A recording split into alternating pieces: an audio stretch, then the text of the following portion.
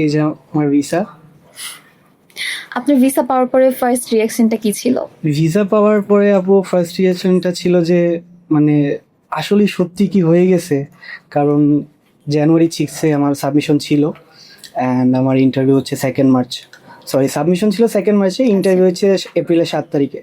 তো প্রসেসিংটা অনেক বেশি ফাস্ট হয়ে গেছে। আচ্ছা আচ্ছা, তো এটা নিয়ে একটু ছিল যে আসলে হয়ে গেছে এত প্রসেসের ভিতর দিয়ে। মানে আপনি এক্সপেক্ট মানে করেন অনেক নাই। বেশি হয়ে গেছি আর কি, যে আসলে কি হয়ে গেছে।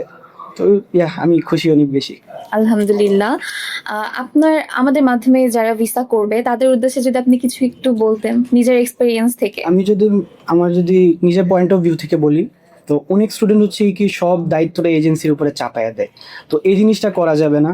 তো এজেন্সিকে হচ্ছে ফুল সাপোর্ট করতে হবে, মানে যাতে এজেন্সির হেল্প হয় সব কিছু ডকুমেন্ট কিংবা মানে ভিসা অ্যাপ্লিকেশন সবগুলো প্রসেস, যাতে ওদেরকে হেল্প করতে হবে। তো ওদের জন্য জিনিসটা সুবিধা হবে এবং এটা স্টুডেন্টের জন্য সুবিধা হবে। অ্যান্ড যদি লাক থাকে তাহলে ইনশাল্লাহ।